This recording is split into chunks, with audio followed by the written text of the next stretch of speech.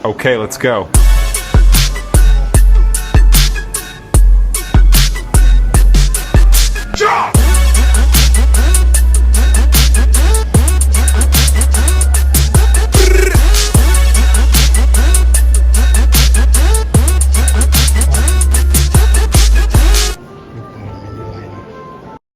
Cina, tak boleh beli televisyen Cina, jatuh motor Cina, cumanya Cina dan negara begitu. Jangan bomak dulu kan? Mari kita mulai dari satu fakta yang tidak bisa dipoles dengan pidato, tidak bisa ditutup dengan senyum diplomatik, dan tidak bisa disangkal dengan retorika nasionalisme murahan.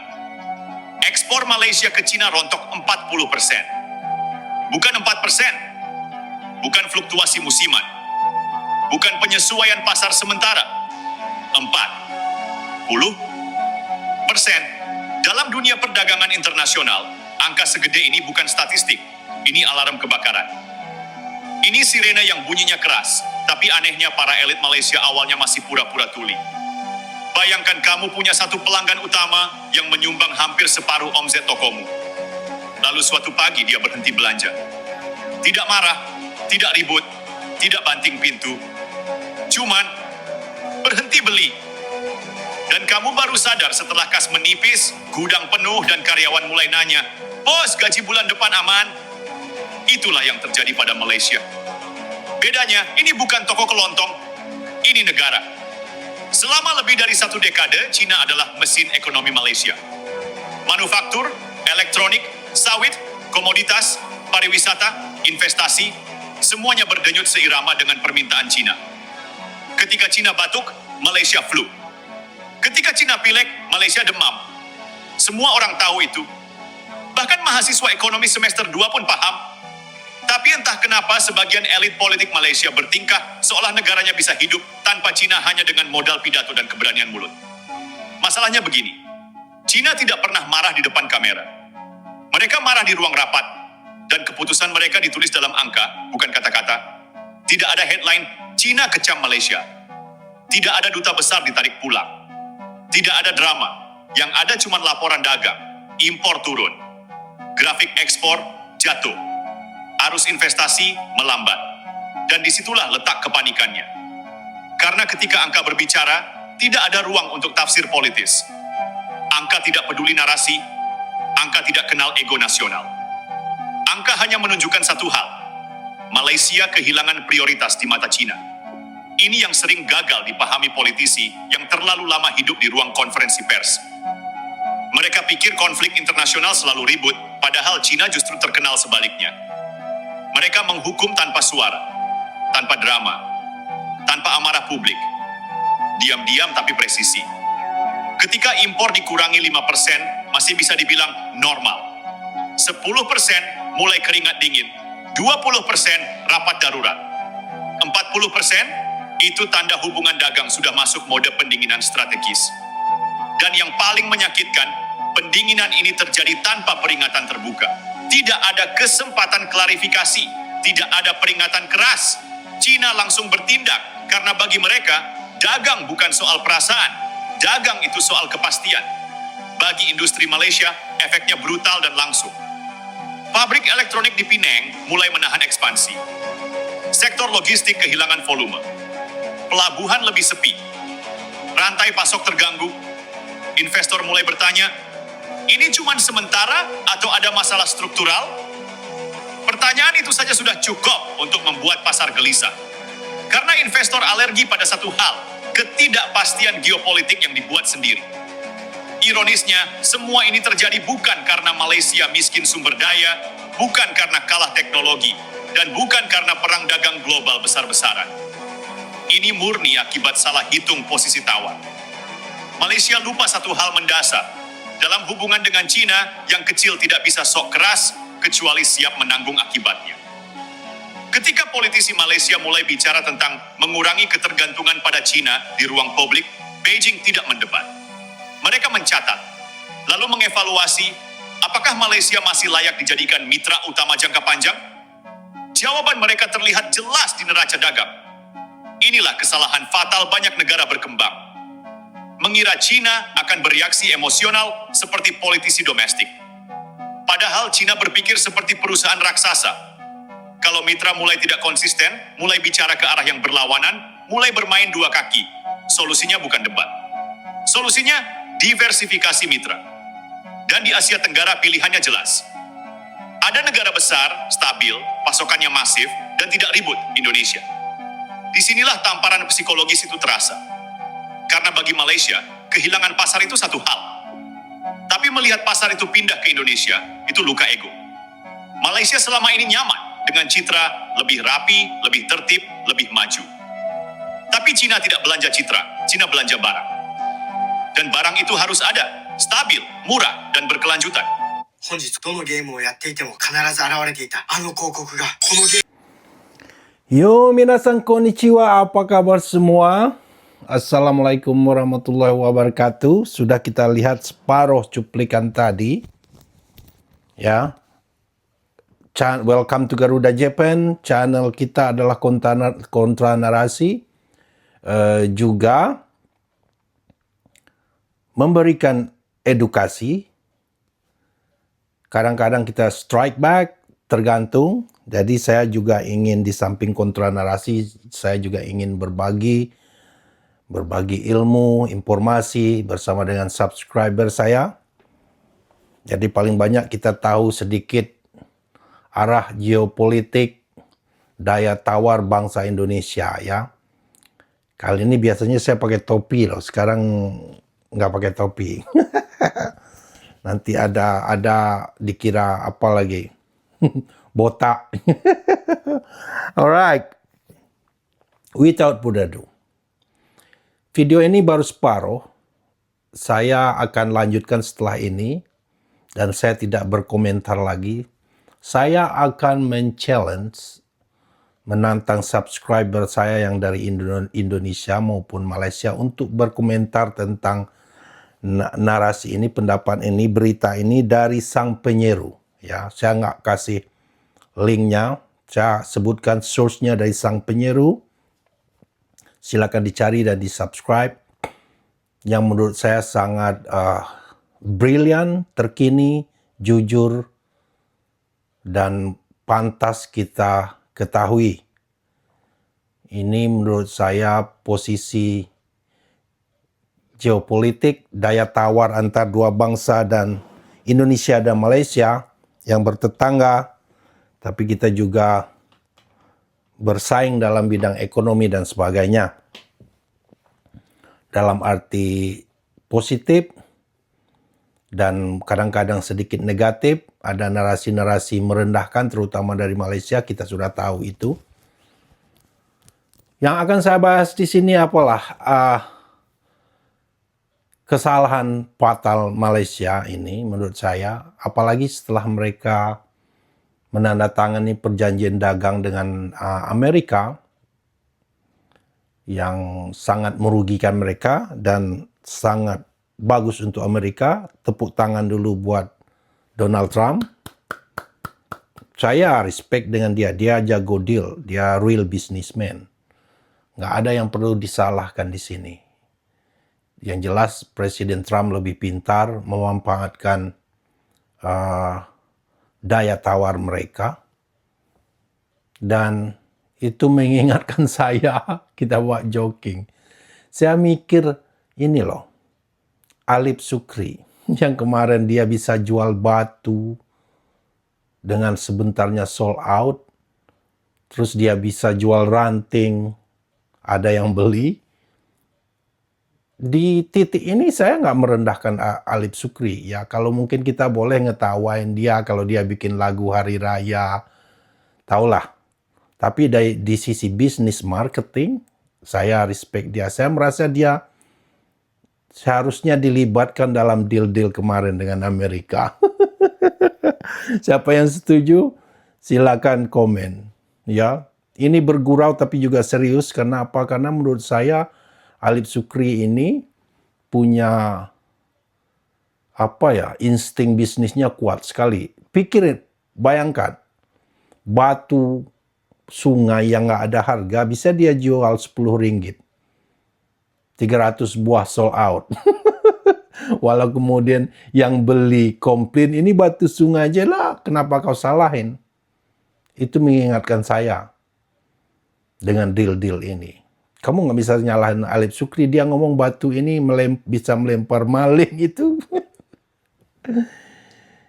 Poinnya, Alip Sukri pandai menjual, dan si pembeli ini bodoh. Kenapa kau beli? Alip Sukri kan nggak maksa.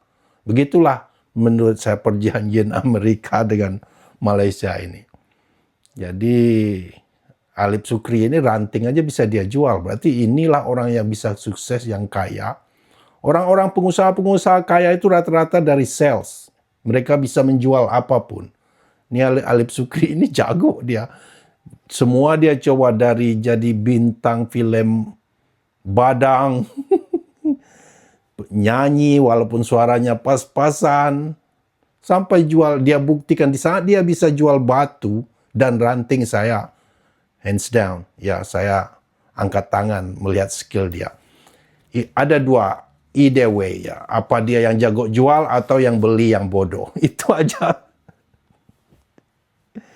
Jadi di sini saya jelas sekali melihat setelah perjanjian dagang, ya otomatis kita nggak salahkan Cina. Di salah satu klausul perjanjian itu, kalau Amerika menghukum suatu negara, Malaysia dalam bidang ekonomi, Malaysia juga harus ikut. Ya, salah satu klausul ya. Dan Malaysia harus permisi untuk deal-deal tertentu dengan negara lain. Cina sebagai rival lah ya, di dalam mereka perang dagang dengan Amerika, jelas sekali dua kekuatan dagang. Melihat Malaysia sudah mengambil posisi, mengambil arah yang berlawanan, ya untuk apa mereka bisa mempercayai Malaysia lagi atau investasi lagi di Malaysia. Bedanya Cina nggak kuar-kuar. Mereka akan membunuh secara berlahan, tanpa kuar-kombar, tanpa teriak-teriak, tuntut sana, tuntut sini. Mereka mundur berlahan sambil tetap menembak sasarnya satu persatu. Dan membumi hanguskan setiap jejak yang mereka tinggalkan. Itulah yang terjadi di Malaysia ini. Dan Indonesia secara nggak langsung mendapat keuntungannya. Indonesia nggak banyak bicara, nggak banyak slogan-slogan. Apalagi pemerintahan Prabowo sekarang dengan segala musuh kiri kanan. Cina melihat ketegasannya. Cina melihat dia nggak main-main. Cina melihat kesungguhan, dan Indonesia saat ini terbukti pasar sawit terbesar dunia. Jadi walaupun Malaysia ngomong kami, produk andalan kami semikonduktor, yang sebenarnya itu ya betul kata narasi tadi, sawitlah andalan utama mereka. Belum lagi contoh kelapa. Di saat Malaysia butuh kelapa, biasa beli murah di Indonesia, Cina datang dengan hilirisasi. Bikin pabrik, bukan beli kelapa mentah aja, mereka bikin pabrik. Mungkin untuk santan, siap saji, dan produk lainnya. Jadi ini kemenangan besar buat Indonesia, tanpa harus kuar-kuar, tanpa harus menjatuhkan orang. Cuman duduk, diam, kerja, lihatkan hasilnya. Hasil tidak mengkhianati usaha kita. Itulah yang terjadi. Dan Cina itu raksasa yang sedang bangkit. Indonesia raksasa yang baru bangun tidur, yang menggeliat sedikit aja, yang selama ini numpang nyusu di badannya, curi sisap darahnya kayak lintah pada blingsatan. Inilah yang terjadi. Jadi kalau orang Malaysia yang pada umumnya in general sibuk menghina-hina rupiah karena ringgit mereka naik, kurs itu ya fluktuasinya sementara. Ya, itu sangat naik karena mereka tidak tahu apa yang terjadi dengan ekonomi mereka secara global. Ya, untuk lebih jelasnya lagi dari sang penyeru, silakan subscribe dia. Ini ya, kadang saya akan kasih link kalau topik yang kita bahas itu ringan, tapi kalau sedikit berat dan saya ingin menjaga privasi yang punya source, saya tidak akan memberi linknya, saya hanya menyebutkan, jadi saya kesannya nggak mengambil video orang lain, saya hanya mereaksi. Alright? Terima kasih yang telah nonton, yang selalu support. Welcome yang baru datang, ini Garuda Japan, kita mengkontra narasi, kita juga mencoba mengedukasi, belajar bersama-sama, dan menampilkan prestasi anak bangsa terutama Indonesia ya. Silakan lihat lanjutnya, sit back, relax. Saya tidak komen lagi setelah ini. Saya hanya menunggu pendapat teman-teman semua, baik yang dari Indonesia dan Malaysia tentang hal ini. Alright, ini lanjutan videonya. Akhirnya memukul kepercayaan diri nasional. Media mulai ribut, analis mulai jujur. Publik mulai sadar bahwa ekonomi negaranya jauh lebih rapuh dari yang selama ini dijual di pidato kenegaraan. Dan di titik inilah kita melihat ironi besar. Malaysia baru panik setelah Cina diam. Bukan setelah Cina marah, karena kemarahan bisa dinegosiasikan. Diam, itu tanda keputusan sudah diambil. Cina tidak sedang menghukum Malaysia secara emosional. Mereka hanya menyusun ulang peta dagang. Dan Malaysia, entah sadar atau tidak, turun satu tingkat dalam prioritas. Pelajaran pahitnya sederhana tapi mahal. Dalam ekonomi global, yang paling berbahaya bukan musuh yang berteriak, tapi mitra yang berhenti bicara. Dan ketika angka mulai jatuh, semua retorika terdengar kosong. Malaysia boleh marah. Malaysia boleh menyalahkan Barat, oposisi, atau sentimen global. Tapi satu hal tidak bisa disangkal. Cina tidak pergi. Cina berpaling. Dan itu jauh lebih menyakitkan. Retorika keras. Tanpa kekuatan, kesalahan fatal Malaysia menghadapi Cina. Mari kita jujur sejak awal. Masalah Malaysia bukan kurang pintar bicara. Masalahnya justru kebanyakan bicara saat posisi tawar tipis. Di politik domestik, gaya ini mungkin laku. Tepuk tangan datang, media nasional ramai, pendukung merasa pemimpinnya tegas dan berdaulat. Tapi di perdagangan global, gaya seperti ini bukan ketegasan, ini undangan masalah. Ketika Anwar Ibrahim berkata, Malaysia tidak boleh terlalu bergantung pada Cina, kalimat itu mungkin terdengar progresif di telinga pemilih lokal. Seolah-olah Malaysia negara besar yang siap berdiri di banyak kaki. Seolah-olah pasar Afrika dan Amerika Latin sudah siap menyerap volume yang selama ini ditelan Cina. Masalahnya satu, kata seolah-olah tidak pernah laku di pasar internasional. Cina mendengar pernyataan itu bukan sebagai visi jangka panjang, tapi sebagai sinyal politik. Dan Cina sangat sensitif terhadap sinyal. Mereka tidak reaktif, tapi mereka mencatat. Mereka tidak membalas dengan tweet, tapi dengan spreadsheet. Politisi Malaysia tampaknya lupa satu hukum dasar diplomasi dagang. Retorika keras hanya efektif jika didukung neraca dagang kuat.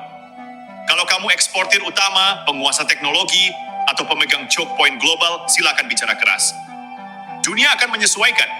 Tapi kalau kamu masih hidup dari permintaan satu pasar besar, lalu bicara seolah-olah bisa lepas kapan saja, itu bukan keberanian. Itu ketidaksadaran posisi. Retorika cari pasar lain itu terdengar heroik tapi kosong. Afrika, Amerika Latin, bagus, potensial. Tapi pertanyaannya bukan bisa atau tidak. Pertanyaannya, kapan, dengan apa, dan lewat jalur mana? Tidak ada jawaban konkret. Tidak ada perjanjian dagang besar yang siap. Tidak ada infrastruktur logistik setara. Tidak ada pembeli dengan volume seperti Cina. Yang ada hanya kalimat-kalimat umum, dilempar ke publik seperti permen kapas, besar di mulut, nol gizi. Inilah bedanya gaya bicara politik dengan realitas perdagangan global. Politisi bicara untuk menang opini. Pedagang bicara untuk memastikan pasokan. Investor bicara untuk mengurangi risiko. Cina, mereka bicara dengan kontrak. Ketika Malaysia sibuk menjelaskan bahwa mereka punya alternatif, Cina justru bertanya hal yang lebih sederhana. Apakah Malaysia masih konsisten sebagai mitra jangka panjang? Jawabannya, dari sudut pandang Beijing, mulai kabur. Dan disinilah kesalahan fatal itu terjadi. Malaysia salah membaca posisinya sendiri.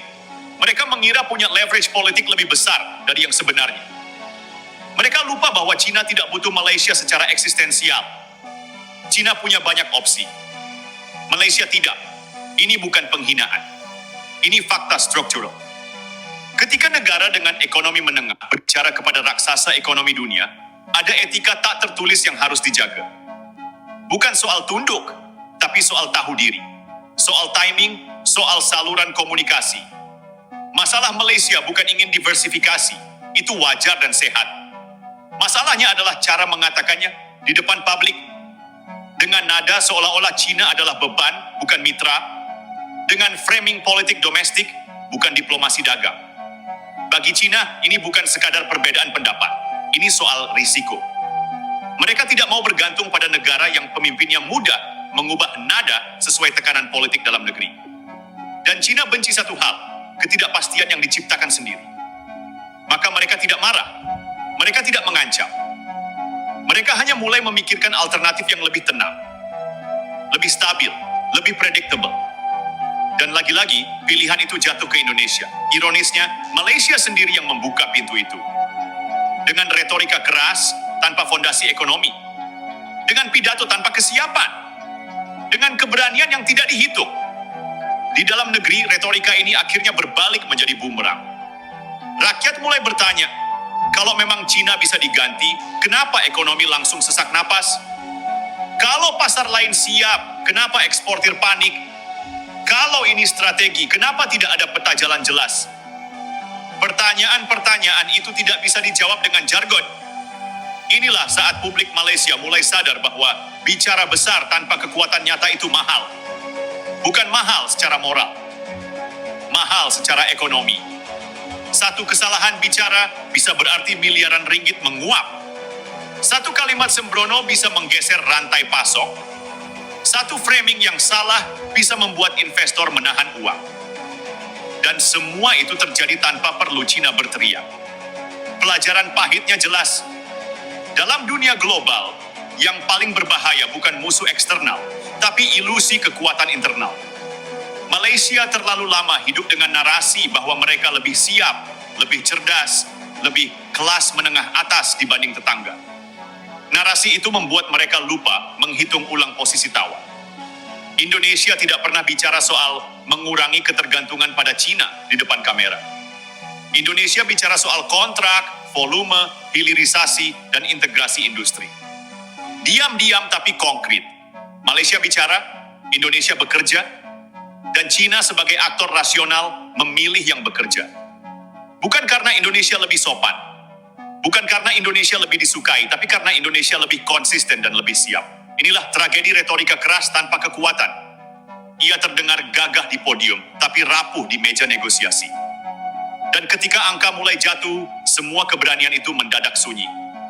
Sawit Malaysia tersungkur saat klaim premium kalah dari volume Indonesia. Kalau ada satu komoditas yang selama ini dijadikan mahkota kebanggaan nasional Malaysia, itu sawit, bukan elektronik, bukan pariwisata, tapi sawit. Sawit yang selalu mereka klaim lebih bersih, lebih hijau, lebih beretika, lebih premium. Masalahnya dunia tidak makan brosur, dunia makan minyak. Dan China sebagai konsumen terbesar tidak pernah belanja dengan hati, mereka belanja dengan kalkulator. Faktanya telanjang dan menyakitkan, ekspor sawit Malaysia ke China anjlok hampir 40%. Sekali lagi, bukan 4%, 40%. Ya Allah, kau betul tak ada kerja kan? Ini batu bukan sembarang batu. Batu ni untuk halau penyundul, untuk halau perompak, untuk... Ada orang beli ke? Dengan nama Allah sayang, kita sold out hari ni sayang 300 botol. Betul lah lagi. Oh, banyak terjual. Betul ke jual? Betul ke Bel? Nama Allah ya.